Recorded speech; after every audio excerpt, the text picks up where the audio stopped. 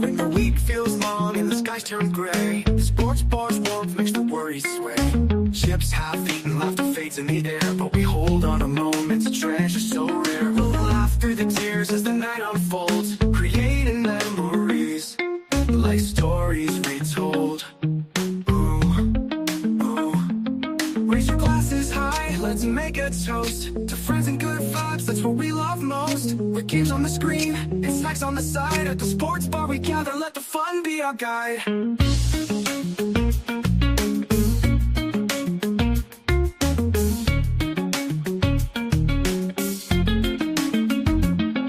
As the jukebox plays, familiar tunes start to play. Each note, a reminder of friends who couldn't stay. Wings gone cold, but we savor the vibe in the heart of the night, our spirits revive. So here's to the past and the friends we've known. In this funky bar, we'll never be alone. Raise your glasses high, let's make a toast to friends and good vibes, that's what we love most. With games on the screen and snacks on the side, at the sports bar we gather, let the fun be our guide.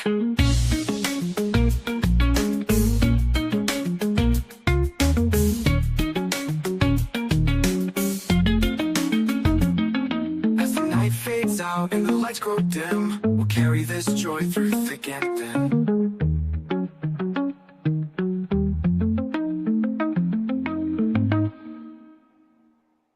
Good evening, everybody. How you doing? This is going to be one of my quick shows. So welcome to the Swivel at the Sports Bar. This is the second season, 27th episode, and we're talking NBA basketball and a few other things that's going on. So we're going to just kind of zip through a lot of things. If I feel talkative, I might stop at some things. So just hang in there. If you got a comment, put it in the chat. If you're going to see this on replay, you guys, go ahead and put a comment in the replay after this is done. And I'd appreciate that. Just let me know you were here. But hit that like button. Subscribe to the channel. I do a lot of political commentary and stuff like that, but today we're going to talk sports. All right, just for a little bit. Okay. So, and the NBA, right? We're going to just jump right to it. Disclaimer, everything I use here is fair use. It's a typical disclaimer. So we're going to talk NBA. And one of the things I like to do is kind of show, it was one game with the Knicks and the Pacers where we're going to look at some highlights. It's just a little short clip, just to get us in the mood. Just a single game of Eastern Conference Finals action on a Saturday. We got your top five right here on NBA.com. At number 5, release the beast Tyrese Halliburton, putting a hurting on the Knicks as he races to the rim and throws that one in. Tyrese getting in at number 5 on the countdown, and stay tuned, more from him soon. On to number 4, where we're focused on the score. OG Anunoby just before the half lets that one go, and that's nothing but net. You bet the Knicks got it to 4 with that score at number 4. Up to number 3, Mikal Bridges lobs it up, and Mitchell Robinson can go and get it climbing the ladder because this man is better. Mitchell stuffs it home at number 3. On to number 2 now, and Halliburton setting up Obi Toppin, who's dropping in from the top of the roof and bringing the truth. That's Obi in at number 2. But at number 1, Tyrese Halliburton, a little dagger, then swagger, and they can see this one in OKC. That's right, Tyrese Halliburton knocks down the triple, and it's Indiana and OKC for the championship as Halliburton lands at number 1 on NBA.com. I like when man, my man is cool. But miss those highlights. But anyway, that's the top 5. Well, let's just talk about what the fallout is for the Knicks. They fire Coach Thibodeau. Now, I don't agree with this firing. You know what? But I have mixed emotions because the kind of coach he is and the way the players are playing today, his style might not be conducive for the Knicks to match up well against the high-flying young boys. An absolute stunner in the NBA. Breaking news into SportsCenter. Shams Charania, our NBA insider, joining us now. Shams, you just put this out moments ago. What do you have? Tom Thibodeau has been relieved of his duties as head coach of the New York Knicks. Sources tell me after 5 seasons as head coach of the Knicks, Tom Thibodeau is out. He led them to 4 playoff appearances in 5 years as head coach. They went to the Eastern Conference Finals for the first time in 25 years. They won back-to-back 50-plus win seasons for the first time since the 1990s. But I'm told the Knicks believe that they need a new voice, someone that can take them to the next step of the organization's future, which they hope is an NBA championship. This is a team that obviously has talent: Jalen Brunson, Karl-Anthony Towns, Mikal Bridges, OG Anunoby. They feel like they need a new voice, and that's what the decision was made today by Knicks ownership. James Dolan, Leon Rose informed Tom Thibodeau today that he has been let go as head coach. All right, so Shams, I'm gonna break this down in a couple of segments because one, we talk about the patience and getting the Knicks over the hump. First time they've been to the Eastern Conference Finals in 25 years. That says to me that no one has been able to do it. You get so close by taking out the Celtics and working your way to the Eastern Conference Finals for the first time in 25 years. How is that not viewed enough by the organization to maybe give it another run? How did they come to the decision after the season they just had? The Knicks evaluated that based on what they feel Tom Thibodeau to be as their head coach, for whatever reason, that they need a new voice that can take them and be able to potentially make different adjustments, be able to provide a different perspective. We saw Tom Thibodeau late in this series against the Pacers start to go more to his bench, go 8-9 players deep. He went 9 players deep a couple of. See, now it's not just going deep. I was going to stay here too long. I think my analysis is that if you look at OKC, if you look at Minnesota, if you look at the Pacers, if you look at some of these teams, even the Celtics, even though they lost because my man Tatum got hurt too, their players are more fast-paced. They're not maybe not as great on defense, but OKC had the greatest defense this year. I think they were number 1. But if you look at their style of play, matchups matter in these championship. The Knicks are rugged, right? Tom Thibodeau is known as a guy who leans on his players. They practice like they're in a game, the whole 9 yards, right? So I just think that the matchups with the Pacers, I said this before when the series started, that the Knicks was a bad matchup, even though the Knicks won the regular season. So, like I said, it should be an interesting finals, at least a fresh finals with the Pacers and the Thunder in the finals, because it's the styles match up better. Anyway, so times in those critical moments down the stretch of this Pacers Eastern Conference Finals series, not something we had seen from him earlier in the playoffs or in past years, trusting his bench. Players like DeLon Wright, players like changing the starting lineup as well. Mitchell Robinson coming in, so there were adjustments made that you saw maybe something start to turn. But clearly, the Knicks believed that whoever they go with as their next head coach potentially will have a little bit more leniency when it comes to their rotations, comes to building the chemistry and camaraderie coming off the bench. But Tom Thibodeau, this is going to need a whole new style. So let me just leave that there. The Knicks, Thibodeau's gone. The Knicks, it's just crazy. Anyway, we'll see how they do next year. I think they're going to may step backwards. That's how I feel. All right, so here's the brackets, and we see the 2 teams. OKC and the Pacers. I think it's OKC's year. I think they're going to win it.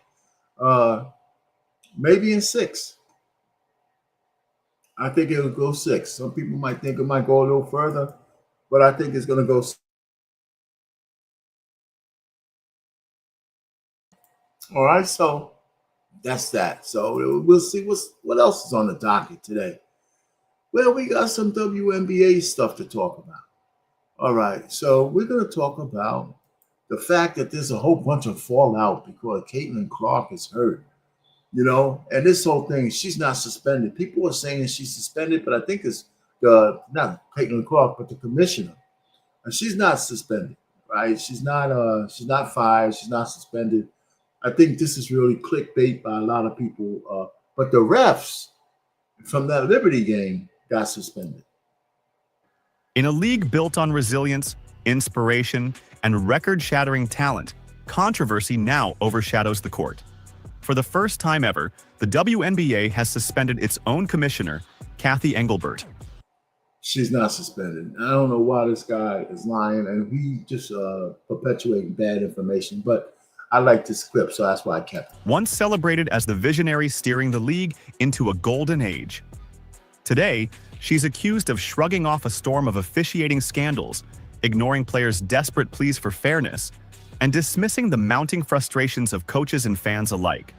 This unprecedented suspension isn't just about bad whistles. It's about integrity, trust, and the very future of women's basketball. How did we reach this breaking point? Who's really responsible? And most importantly, can the league repair the damage before it loses everything it spent 3 decades building? Just months ago, Kathy Engelbert was the poster child of progress.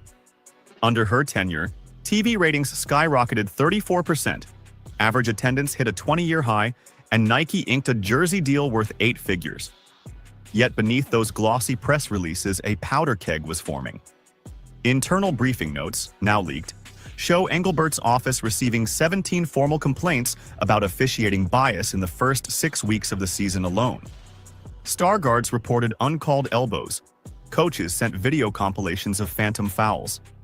League analysts begged for an emergency summit. According to insiders, Engelbert waved them off, confident the chatter would fade. She misread the room. Instead of ebbing, frustration spiked, spreading from locker rooms to front offices, and finally, into the stands. You know what? See, my thing is, they're handling this Caitlin Clark situation all wrong.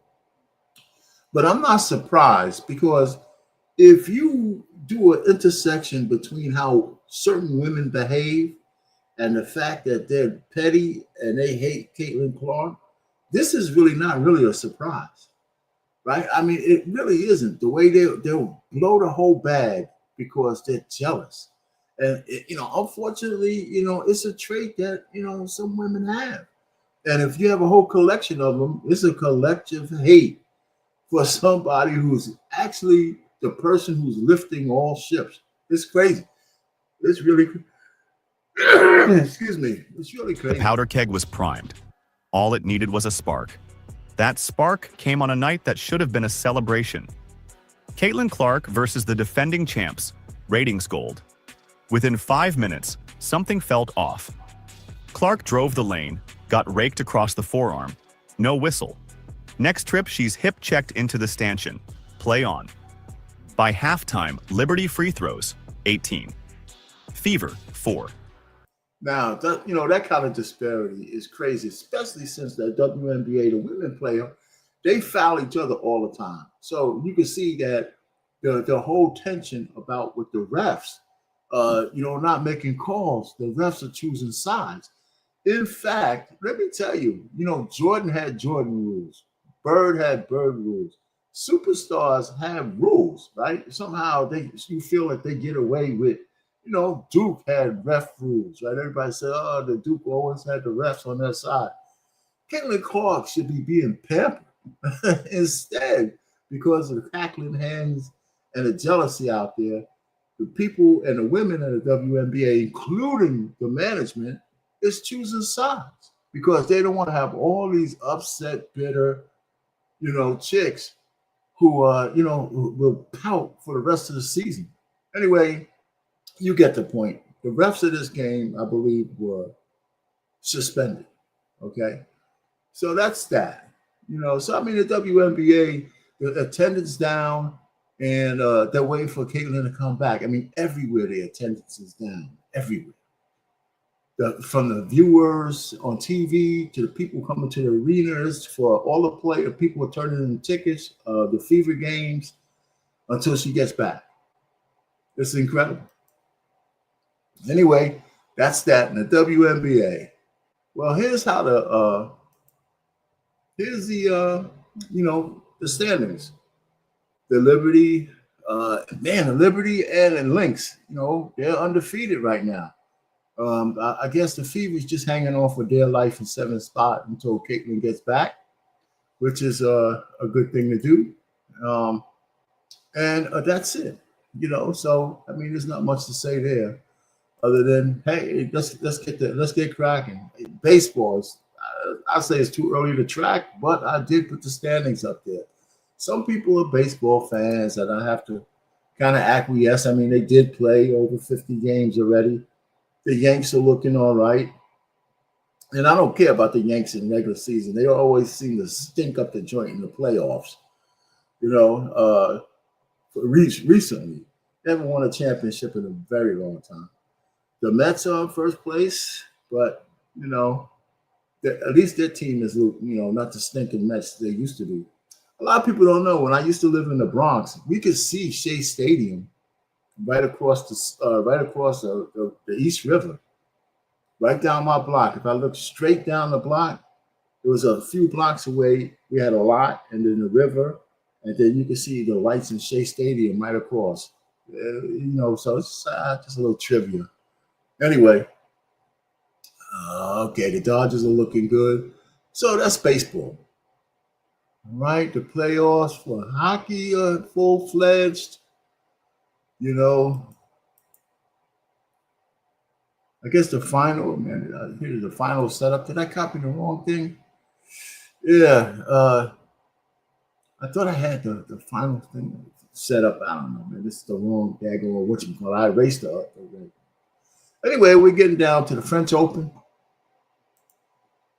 All right, so Djokovic is still kicking, Yeah, he's going to play center in the semifinals. That should be a good match. I might try to catch that one if I feel like doing a marathon, right? Because I'm going to hear these guys grunting for 5 hours and shit, but I might do it. And then, of course, the women's, I don't know this Boyson, but Coco Gauff is still alive, That was a big match, tennis match against Madison Keys. That wasn't an easy one. Well, it looks easy in the second 2 sets, but Madison won the first set. And Coco Gauff had to page a comeback to win. So that's something. So I'm looking forward to that. I'll probably have to find a way to get up early to see the French Open. There's 6 hours, that difference in time. But the semifinals are tomorrow, of course, for the women's, and I think the men's are on Friday. So listen, French Open is in full swing. So I like the slams. The slams are good. Shea, SGA, he's in Hall of Fame territory. I mean, he's early in his career, but he's done something that only 5 guys have done before him, and they're all first ballot super Hall of Famers, right? He won the scoring championship, he won the MVP, and he made it to the finals, right? That's it. I think Steph won his finals. Of course, Allen Iverson didn't. Shaq, I believe, maybe he won his finals. Of course, Jordan won his. And with the Bucks, I'm not sure Kareem won that with the Bucks. So I should have looked that one up. I don't think he won. I think his championship. Did he win one with the Bucks? He might have. I know he won most of his championship with the Lakers, but I got to go check. But so SGA is in real territory. Real territory. And good for him. We'll see what he does in this championship series coming up. I'm kind of excited. I think it starts tomorrow. So NBA is coming down to the home stretch. All right. So I really am kicking myself for being such a bad dude for posting this. But Travis Hunter, of course, is getting ragged for marrying the chick he married. But he reminded me of somebody, and this is who he reminded me of. Jamie Foxx, who played this chick in Living Color years ago, right? So, poor dumb bastard, man. He's getting it from all sides. And I had to put my little 2 cents in there. And you know what the sad part about it is? He got married, and his wife didn't kiss him. And they don't have no pictures of her kissing him at all in the whole wedding. I remember when I got married, man, my wife couldn't keep her lips off him. Well, and the other way around. So this guy, man, the woman doesn't even like him, and it's really, really sad to see a brother go out like that. And it's a collective hurt that we all see when, you know what, and I told guys, you can never talk a man out of his heart, right? He's going to have to face this on his own. But, maybe they might get blessed and she might last 3 or 4 years. Who knows? But we just know he's a dummy. And so anyway, so it's not fair. This is funny. It's a little joke, whatever. Listen, from one ugly guy to another one, Travis, I'm with you, brother. Don't worry about it. You can make it. All right. So the NFL, when everybody is, and I'm surprised, the NFL, when everybody is trying to get the bullshit out of our lives from, propagating this thing to little kids and all this stuff, the NFL said, hell with you, Trump. We're going to make the NFL gay. So here we go.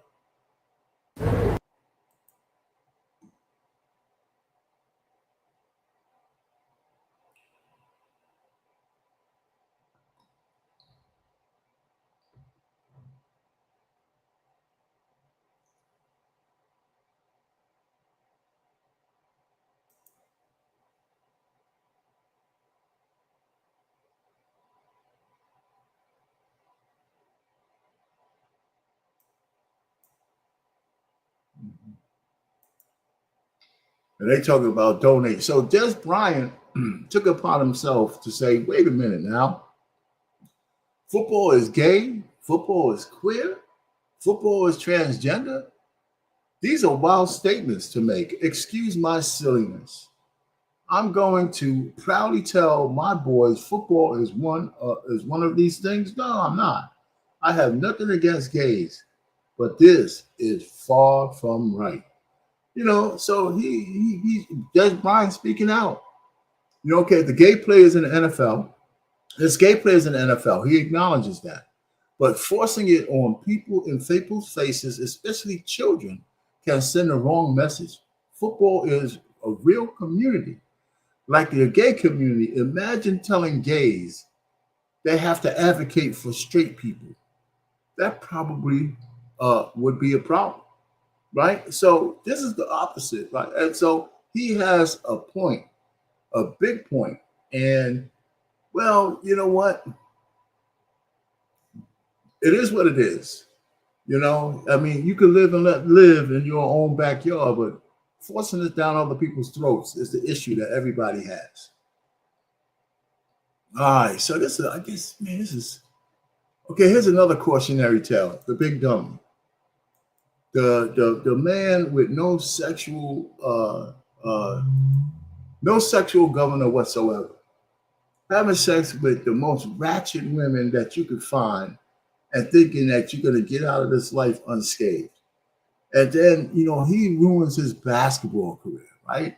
Because now he's being accused of sexual assault, which is probably a lie, but it doesn't matter anymore. Zion Williamson, you see the accusation that has been leveled against him. A former girl that he was involved with is saying that he raped and assaulted her. I believe it was 2020. I spoke about it a little bit early on the show. Listen, I don't know what the hell has happened. I don't know what's going on. I wasn't an eyewitness. I know I can't speak to it. I just think that the times that we're living in, when somebody can make an accusation, I find myself saying to the guilty, I hope they throw your ass under the jail. To those who are innocent and being lied upon, it's sad because the presumption of guilt in this day and age, advent of social media and beyond, is going to be attached to you. What are your thoughts about that? As a legal mind, as a journalist as well, what are your thoughts about that? Well, first of all, I look at a situation like this, and again, you said it, we're just finding out about this. We don't know all the details. But the moment I looked at it, I think it's important to say, first of all, it's a civil case. This is not a criminal case. This is someone filing a complaint, making an allegation. I think the first thing I look at in these situations, and Stephen A, we see them more and more these days, was this a consensual relationship that in some way didn't go the way one party or another planned? Or was this a situation where there were elements of assault? And to me, it goes like this. The first thing, and you mentioned it, because the times we live in, I wouldn't be surprised to see an NBA investigation into this. They're going to follow what's happening. And in some ways, No that's going to question. follow Zion no matter how it plays out. The second thing, though, and I think the more pressing thing for him is this legal process. I think there is a playbook we've seen sometimes with folks who say when these accusations come, they're false, they're baseless. I understand that. That's essentially what Zion Williamson's people are saying. But I think what's going to be really important for him is to make sure that in this case, that if it's completely false and completely baseless, then he's going to need to make sure he is saying that specifically and not just saying this person is lying. I think what we've learned more and more nowadays is conduct that people have when one person thinks it's one thing, somebody else thinks it's something else. It can be used in these kinds of cases to be real assault. Yeah, but you know, let's look at the bullshit. He's got to sue this woman for defamation. That's what he's got to do. He can't just say that it's not true. He's got to sue her for putting this suit against him in the first place. Now, listen, if you read some of that stuff, it's not that he assaulted her in one spot and she got upset. She followed this guy around in the United States, and every place she went with him, she said he assaulted her. So what you getting on a plane and going with him to this place and that place and that place, like 5 different locations that you have to travel to. She was obviously with him, you know. Obviously, if she's listen, he should have a bubblegum lawyer should be able to run a truck through what this lady is saying. To tell you the truth. Now he's an idiot though, and that's going to be to see the fact that he's an idiot is going to play against him. And then he's got the prostitute, porn star, alleged porn star chick who is trying to jump on the bandwagon, and she's going to try to file a lawsuit too. And everybody knows she's lying, you know. So the whole point really is he's an idiot. You know, he's just an idiot with money, a fool in his money. That's what he is. And it's an unfortunate thing that he ruined his career. And now he might lose a big chunk of his money. And that's why it's important to know, like you said, it's a civil case. So, yeah, you know, enough. He's such an idiot, man. Such an idiot. So many black men, so many men in general, black men with money. I mean, with all the women, even at your level and above, who you could drive with, you got the most ratchet looking women that you could possibly find because you're an idiot. All right, so even though none of my fellas came up, I had some questions that I was gonna, answer them myself. The first one is about, the bad marketing, the NFL with this gay thing. Now, the NFL is so much stronger than what Bud Light was, right? Because men are not going to boycott the NFL because of this transgender thing. It's hard for the fans just don't leave the NFL, and they know. But Des Bryant, I believe, is absolutely correct the way he spoke out. And they should have some more men speak it out. Not that it's going to make a difference. This is supposed to be Pride Month and all that kind of stuff. But there's a big backlash against the Rainbow Alphabet Mafia for the dastardly deeds that they do with children, but promoting this shit to children, and getting school boards and all this kind of stuff. I don't know how they got so much power. Hollywood and all this shit. Now the NFL, betrayed all the masculine men that actually pay good money to see them for like these so-called 1%ers. I would like to say it's a huge mistake, but as soon as the football's kicked off, nobody's going to give a shit about this. Anyway, I'm going to ask people out there, and on replay, you can put it in the comments. I had no idea the Knicks gave up 5 first-rounders and 3 role players for Mikal Bridges In what world? In what world is that man worth all of that, all of that capital? It's just crazy. Well, you think this is Jordan? He ain't Jordan. You know, I mean, I can't believe it. I really can't believe they gave him so much. I mean, they mortgaged their future for this guy. How many times did they even mention him in the semifinals? I mean, yes, he had a decent, some decent games, but he is not a game changer, and he doesn't put asses in the seats. So I just think the Knicks are gonna. I think the Knicks won't. They're gonna make the playoffs next year, but they ain't going. But they ain't going to the finals, and they ain't going to the semifinals. I don't care what they do. They're gonna have a new coach. They're gonna have to shuffle the deck. They've got no first rounders.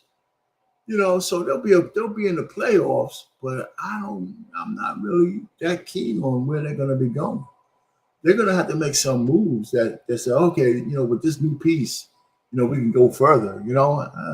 Anthony Towns is gonna be one more year weaker than he is now. He had a decent series though, I'll give him that. But is he clutch? You know what I'm saying? I don't know. So the Knicks are in for it. They had it was nice not seeing them as doormats anymore. So thanks to Tom Thibodeau, at least they're not doormats anymore. Okay. We'll see how they play out next year. Right. And the last one, in the championship round, I have the Thunder. I have the Thunder in 6. Even though I think some of the Pacers, I think the Pacers are going to win a couple of thrilling games in there. But I think the first game is critical for the Pacers. If they want a chance to win this series, they got to win one, of course, in the Thunder. They got to win one of the first 2. Because I think as the series goes on, the Thunder will get stronger. And I'm not so sure the same is going to be true with the Pacers. Okay? That's just me speaking. So there you go. There you have it. Let me see. All right. Okay. What else we have? All right, boxing. I saw the highlights of this Plant against Jose fight. Plant lost the fight clearly, but it was a split decision. He should have lost by a unanimous decision. And, of course, some upcoming fights. So really, that's it for tonight. This is a short show. That's cool. I got a couple things to do. And I just wanted to make sure I got this in, Anyway, so that's that for that. So boxing is not a lot of boxing fans. Anyway, like, share, and subscribe. If you pass through, hit the like button. Share this with your friends. Tell them that this is a sports show that they can bounce in on every Wednesday, like clockwork. You can set your clock to it, 7 o'clock Eastern every Wednesday. Subscribe to the channel. Join the chat when you come in. And, of course, comment on the replay, which is fine. Anyway, so there you have it. We're done with the show. I appreciate it. And my final thoughts is you know what? I'm gonna try to catch every NBA game in the finals. I'm gonna try to. I definitely want to see the tennis French Open. I want to see that semifinal with Coco Gauff. If she wins, I'll be watching the finals. If she loses, I probably won't be watching the finals. But the Sinner Djokovic matchup, it should be interesting. It should be really interesting. We'll see. Anyway, with that, let me clock out. And I appreciate you stopping by. Popping in for a little bit. Catelia, I appreciate that. You know that. Anyway, for that, I'm out of here.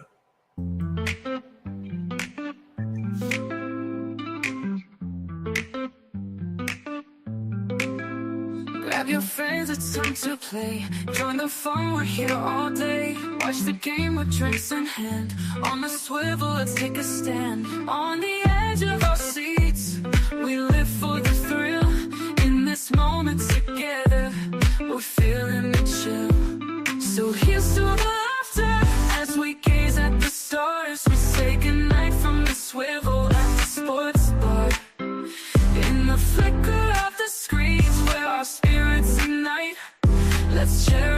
time as we fade into light.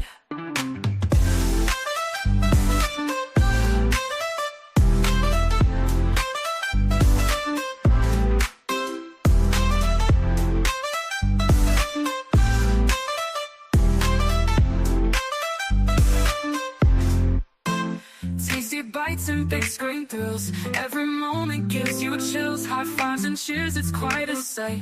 Join the crowd, it feels so right. As the game goes on, our hearts beat as one. Memories in the making, oh, this night's just begun. So here's to the laughter as we gaze at the stars. We say goodnight from the swivel at the sports bar. In the flicker of the screens where our spirits unite, let's cherish this time as we fade into light. So good night, my friends, till we meet again.